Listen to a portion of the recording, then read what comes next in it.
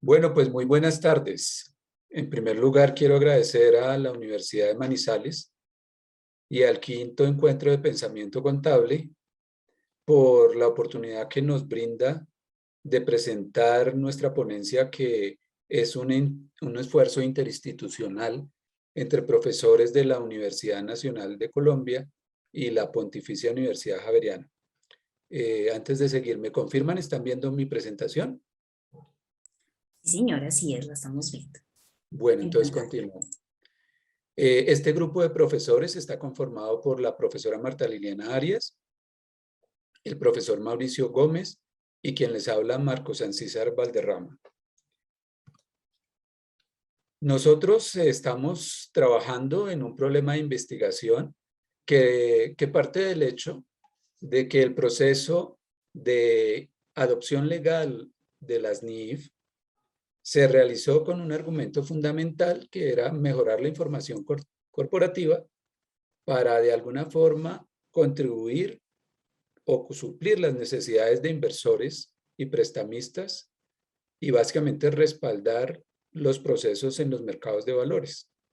Estas afirmaciones pues son de Barr, que es defensor del modelo, que es defensora del modelo, y otros autores. Una característica que tiene la utilidad de la información financiera para estos inversores y los participantes en los mercados es que la información debe ser pertinente, relevante, lo que implica de alguna forma que pues las cifras contables tengan tanto contenido informativo como valorativo, lo cual hace necesario un factor que es que la información se actualice y que las mediciones de activos y pasivos logren esa actualización a través de valoraciones periódicas. No obstante, la implementación del valor razonable para la medición posterior de múltiples activos, tanto financieros como no financieros, de alguna forma se ha defendido como eso, como un factor de modernización de la información financiera y de la adopción de las NIF. Sin embargo, la implementación en activos no financieros, que es nuestro objeto de estudio, pues tiene una serie de implicaciones en cuanto a reconocer riesgos, hechos económicos diferentes que afectan tanto la situación financiera como el desempeño y la generación de flujos de efectivo por parte de las empresas. De esta forma, pues se defiende el modelo y se busca que ese modelo de implementación del valor razonable logre consolidarse en el tiempo. Pero vamos digamos, lo paradójico de la situación es que vamos al contexto latinoamericano, donde el proceso de implementación o de adopción legal comienza en la primera década del siglo XX, y observamos en primer lugar que se requiere para las empresas que están cotizadas, pero también las que no están cotizadas, como en el caso de Colombia. Allí en nuestra región se observa que los mercados son débiles en cuanto a eficiencia, los mercados de valores son débiles en cuanto a eficiencia, y hay una ausencia de mercados de referencia para los tipos de activo que son los no financieros que se intentan medir. Entonces esa es una debilidad importante que hace que el modelo ya en la práctica tenga sus fisuras. ¿Qué observamos a nivel académico en los estudios que se han realizado nuevamente en la región? Aunque la literatura se ha incrementado en los últimos años, como lo veremos más adelante, son muy pocos los trabajos que analizan comparativamente empresas de diversos sectores, que analizan este fenómeno que comentamos en la problemática. Realmente son casi inexistentes los trabajos que comparen la aplicación de políticas contables de medición posterior de activos fijos. De ahí la relevancia y la importancia que tiene la investigación que estamos desarrollando. Ante esta problemática, pues nos planteamos esta pregunta que ustedes observan. Y a partir de esa pregunta, buscamos desarrollar este objetivo general, y lo estamos desarrollando a través de una serie de objetivos específicos que en esta ponencia básicamente presentamos el resultado de estos dos primeros. Por eso nuestra ponencia desarrolló el objetivo de sistematizar los argumentos tanto académicos, o sea, los argumentos académicos, y suministrar evidencia empírica descriptiva sobre la elección de las políticas contables bajo las NIF en un conjunto de empresas que detallaré enseguida. Para ello desarrollamos una metodología a través de una revisión sistemática de la literatura, que es, digamos, el fuerte en la ponencia en este instante. ¿Qué es una revisión sistemática de literatura? Es una metodología de amplia utilización, inicialmente en ciencias médicas y que se ha expandido a las ciencias sociales y particularmente a las ciencias administrativas en los últimos 5 años. El objetivo de una revisión sistemática es apoyar los procesos de sistematización de tal manera que se logre encontrar hallazgos en la literatura de manera rigurosa, haciendo un ejercicio riguroso que incluya tanto criterios de transparencia como la posibilidad de replicabilidad en la construcción de la revisión de literatura. Pero ya en la práctica, ¿qué fue lo que hicimos? Exploramos dos bases de datos, dos bases de datos cerradas, Scopus y Web of Science, básicamente buscando en el objeto de conocimiento información a nivel global de investigaciones en ese sentido.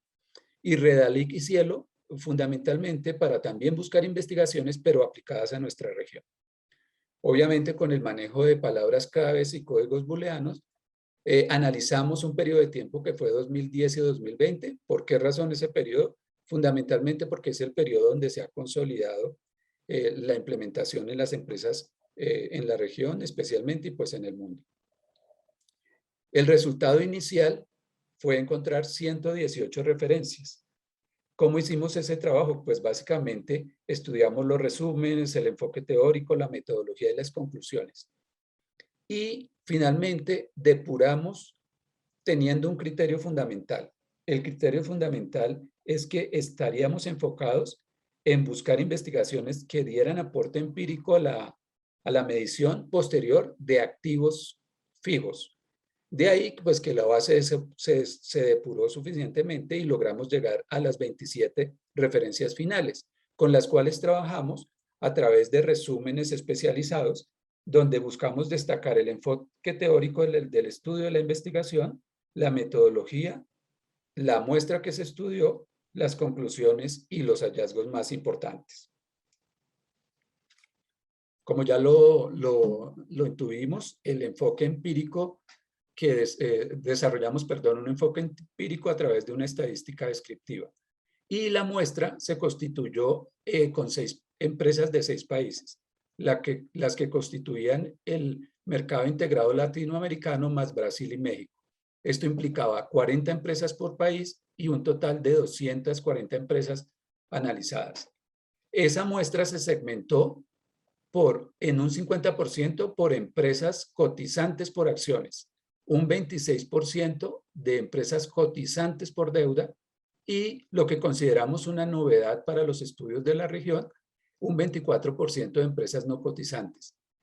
Los estudios en empresas no cotizantes, pues realmente no los encontramos en esta primera parte de la investigación. ¿Qué fue lo que analizamos? La información financiera durante 3 periodos de 2016, 17 y 18 de las empresas, de las 240 empresas, teniendo como base fundamental la base Orbis, y donde no encontramos información detallada en esa base, las buscamos directamente en las bases de datos de las empresas. Este es básicamente la fase 1 del proyecto. La fase 1 está en desarrollo, ya estamos en actividad en esta fase, y básicamente lo que buscamos en esta fase es desarrollar el componente explicativo, que nos permita determinar por qué las empresas optan por un modelo de medición posterior determinado en sus activos fijos. Pero, ¿cuáles fueron los artículos que encontramos? Inicialmente, a partir de la fecha de publicación de los artículos, está en azul los artículos de los primeros artículos hallados y en naranja los artículos que seleccionamos finalmente para elaborar esta ponencia. Entonces, observamos claramente que la mayor parte de estudios se concentran del 2005 hasta la fecha. Esto demuestra que en este último tiempo, a partir del 2015, se han incentivado el interés por el estudio de esta temática. Y obviamente la mayor parte de los artículos seleccionados corresponden a este periodo de 2005 hasta la fecha. ¿Y qué regiones y qué países estaban estudiando? En primer lugar, Europa, obviamente, porque Europa fue la región que inicialmente implementó las NIF, básicamente por la recomendación del EFRAG, del European Financial Reporting Advisory Group. Y en segundo lugar, China, que efectivamente a partir del 2006 desarrolló su esquema de implementación. En naranja, como les indico, fueron los artículos que seleccionamos, y en la región de Brasil, o en Brasil más bien, en el país Brasil, es donde más producción encontramos a nivel de Latinoamérica. Bueno, pero esos estudios, ¿en qué estaban interesados? Los artículos en general se enfocaron en determinar si la aplicación del valor razonable era una práctica generalizada en las políticas de medición posterior de los activos fijos. Y en segundo lugar, muchos buscaban establecer las razones que motivaran o no la aplicación dentro de las opciones permitidas. Los fundamentos teóricos en los cuales se respaldaban las investigaciones básicamente obedecían a dos teorías: la teoría de la relevancia del valor y la teoría del contenido informativo. Los países objeto de estudio ya los habíamos visto en la gráfica anterior, y la mayor parte de los estudios desarrollaban métodos relacionados con regresión logística, con el modelo Olson, el índice de Taplin, análisis de contenido y la prueba Wilcoxon. ¿Qué encontramos en lo analizado? En primer lugar, se identificó que las investigaciones que abordan de manera general la medición de activos fijos coinciden en que el valor razonable tiene una aplicación muy limitada. Este es uno de los principales hallazgos. Esta base de medición, el valor razonable, es más recurrente en la aplicación por primera vez que en la aplicación posterior de las NIF. Esto lo establece Abbott y Tancantor en 2018 en un estudio que realizaron. Algunas de las razones que explican la limitante del uso del valor razonable son factores socioeconómicos e institucionales, especialmente en los mercados emergentes y por la estructuración concreta del modelo económico. López y Walker evidencian que el uso de la revalorización de los activos está asociada negativamente con el desempeño futuro de las empresas y con los precios y las acciones y los retornos. Otro hallazgo es que el valor razonable es importante para rubros como propiedad de inversión, pero es muy limitado para propiedad, planta de equipo de intangibles. En los casos en los que se aplica propiedad, planta de equipo, se da en empresas que invierten mucho en su propiedad, planta de equipo, es decir, cuya mayor inversión es ese tipo de activos, así como en aquellos cuyos ratios de deuda son mayores. Por su parte, en Colombia hay un estudio de Rico en 2020 con otros profesores, donde se evidencia que en general el valor razonable tiende a ser más utilizado en terrenos, edificaciones y obras civiles, pero en otras categorías de propiedad, planta de equipo, como muebles y enseres, semovientes, equipos de oficina y cómputo, realmente la tendencia es hacia el costo histórico. Pero una de las conclusiones más importantes del profesor Rico y sus compañeros es que la propiedad, planta de equipo disminuye la comparabilidad de las prácticas contables asociadas con estos activos. Contrasta esta conclusión con la de Sousa y Lemes en 2006 en el caso de un estudio que hicieron en Brasil, Chile y Perú, donde ellos encontraron o evidenciaron que la comparabilidad en los activos fijos y de los intangibles ha aumentado después de la adopción de las IFRS. Caso contrario, analizaban ellos, ocurría con la propiedad de inversión, donde una mayor aplicación de la medición de valor razonable, a una mayor aplicación del valor razonable, la comparabilidad seguía siendo muy baja.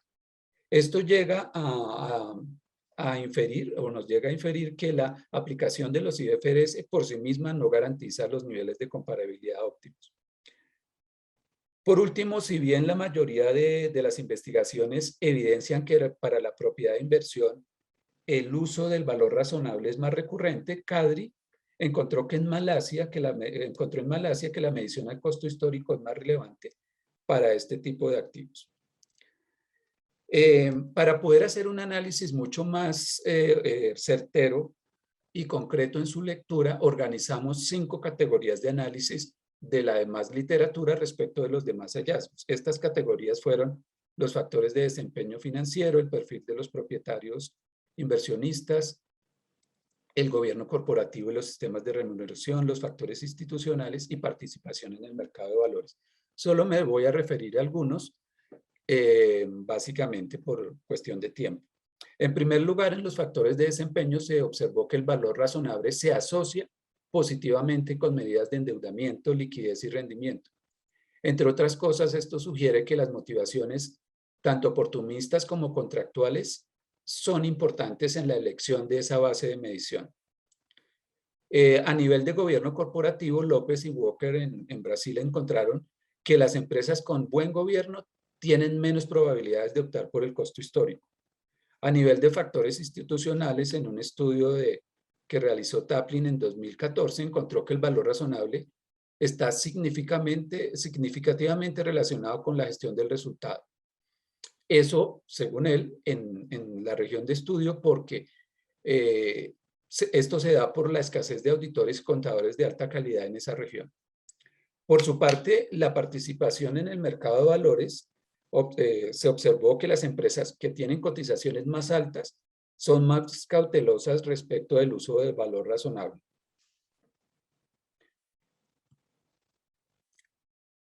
Respecto de la muestra que analizamos, ¿qué características observamos? En primer lugar, que los sectores económicos donde mayor se concentraban las empresas son el sector de la industria, ya va a empezar la misa, el sector de energía y el sector de comercio.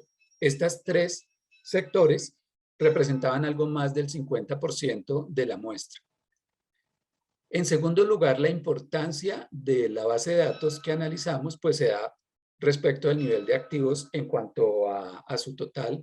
Hicimos un promedio para el último año, que fue de 2018, ese nivel de activos para el total de la muestra estaba cercano a los 6.000 millones de dólares, y en cada uno de los elementos de análisis, por ejemplo, a nivel de empresas cotizantes, eran empresas cuyo promedio de activos fue superior a los 9.000 millones, de las cotizantes por deudas cercano a los 5.000 millones, y obviamente las empresas no cotizantes tenían niveles de activos menores a los anteriores, eran de 357 millones.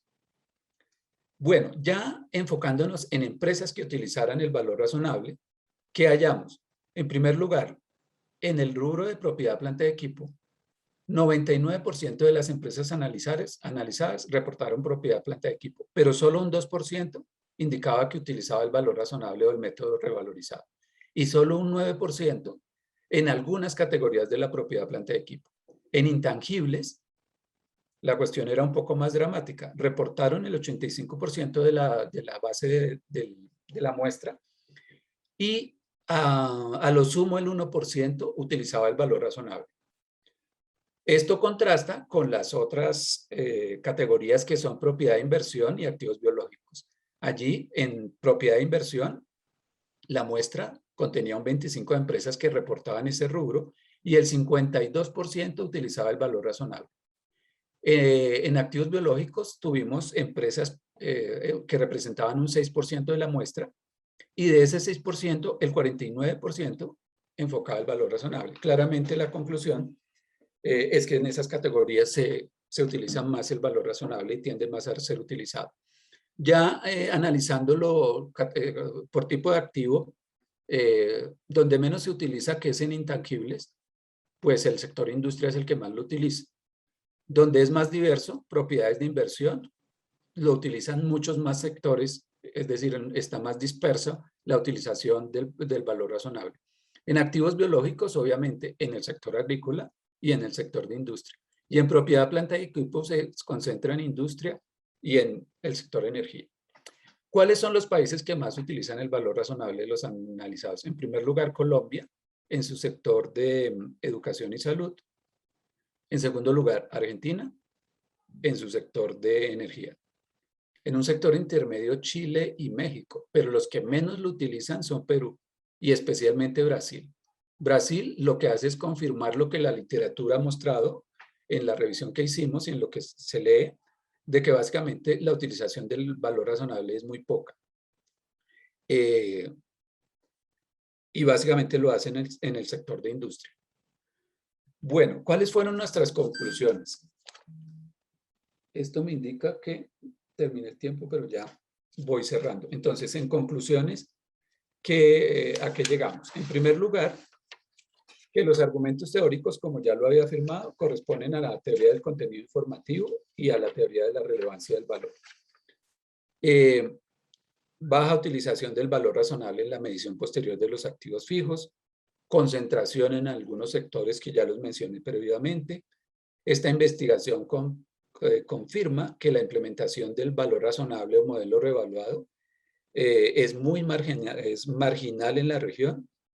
En el periodo estudiado, algunas empresas colombianas, argentinas y chilenas usan el valor razonable, pero en Perú y Brasil realmente es muy poca su utilización. De allí surgen una serie de preguntas que pues nos planteamos, y básicamente esas preguntas es en lo teórico, en lo práctico y en lo político. Y básicamente en estos asuntos. Primero, los argumentos centrales que impulsan la adopción de las NIF. Perdón. En segundo lugar, la aplicabilidad real de los criterios, de unos criterios que resultan muy complejos para la medición de activos de una naturaleza distinta a la de activos financieros. Y en tercer lugar, a los efectos y la eficiencia del enfoque y de los criterios técnicos prevalentes en el modelo del valor razonable. Y el otro asunto que también nos genera preguntas es la aplicabilidad de la medición al valor razonable y el por qué se insiste en ella. Básicamente, el valor razonable, como ya lo indicamos, es un impulsor del modelo de implementación de las NIF, pero su aplicabilidad es bajísima. Digamos, esto nos permite concluir que es un argumento meramente simbólico y estratégico para el posicionamiento de IASME. Y realmente se convierte en una medida técnica para alcanzar la relevancia o la calidad de información corporativa. Resulta cuestionante si se logra o no. Esto nos lleva también a la conclusión de que hay hallazgos como lo que ocurre con el regulador norteamericano. El regulador norteamericano ignora las categorías de activos biológicos y de propiedades de inversión y no utiliza las revalorizaciones. Esto nos permite inferir de alguna forma o nos envía una señal de que los problemas de confiabilidad del modelo de valor razonable y de las mediciones que se proponen tiene muy poca aplicabilidad por parte de las empresas a las cuales se sugiere. De ahí que lleguemos a la misma conclusión de Boll en 2013, donde afirma que el valor razonable es una falacia. Al igual que Chiapello, que de alguna forma también indica que hay un carácter político de la regulación contable y de la financiarización contemporánea. Por último, ya para cerrar, solo quiero precisar en dos asuntos que debemos tener en cuenta al leer el documento sobre el cual estuvimos trabajando.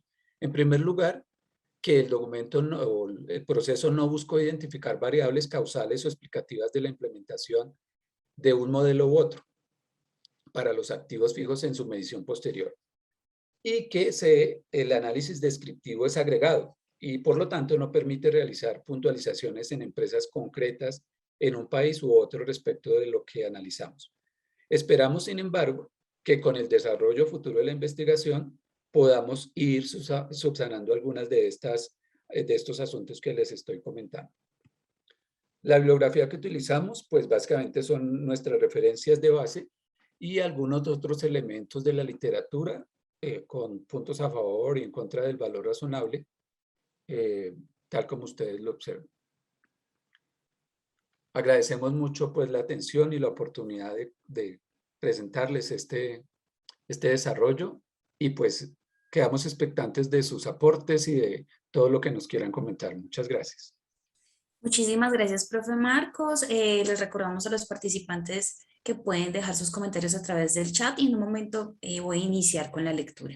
Primero voy a iniciar con el mensaje del profe Hugo Macías, el cual expresa: muy riguroso tu trabajo, Marcos, felicitaciones. Excelente mezcla entre literatura de frontera y evidencia empírica. Felicitaciones. Recomiendo hacer énfasis en los hallazgos, en la idea central a lo largo de toda la exposición. La profe Marta Liliana Arias escribe: buenas tardes, permítame, ya voy a habilitar el micrófono del profesor Mauricio Gómez. Claro que sí, permítame un momento.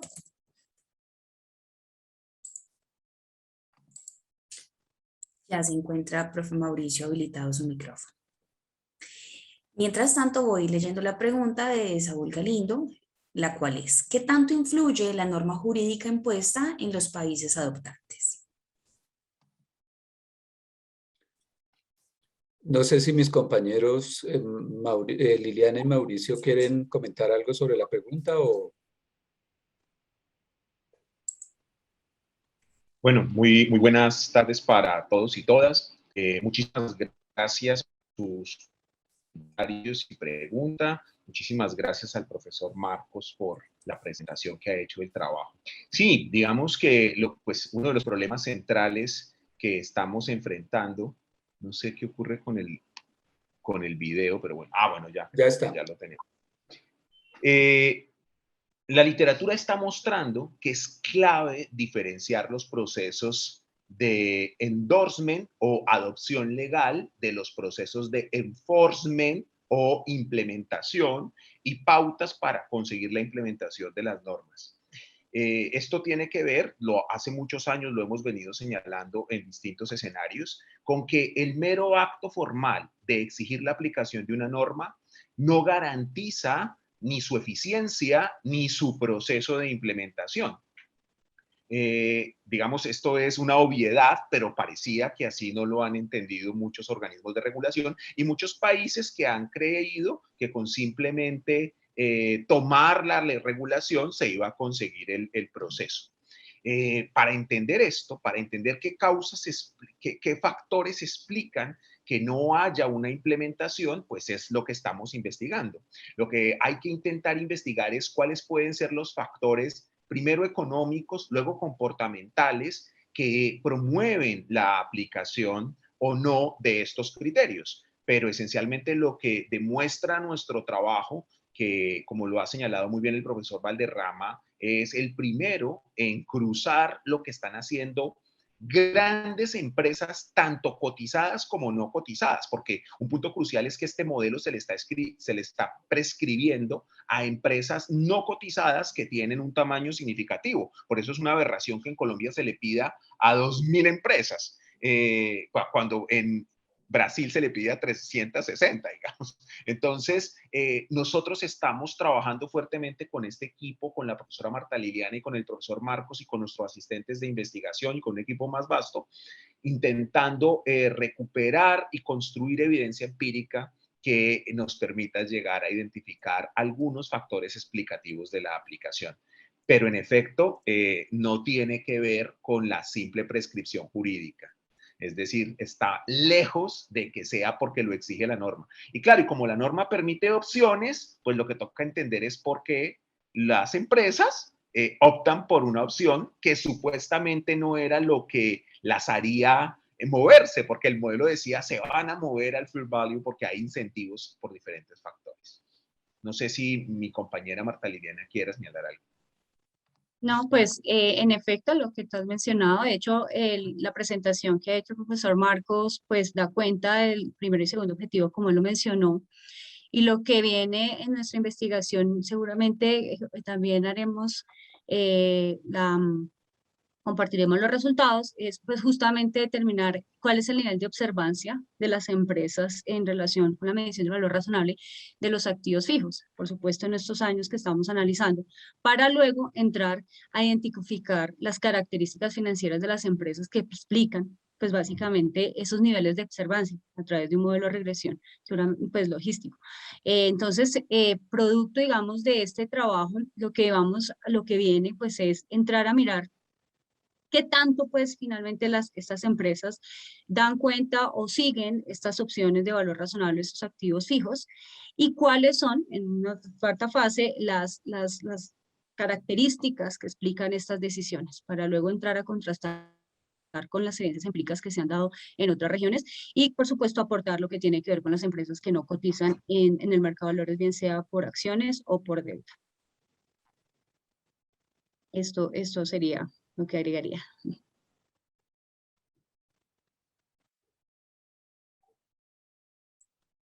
Bueno, muchísimas gracias a ustedes por finalizar este espacio.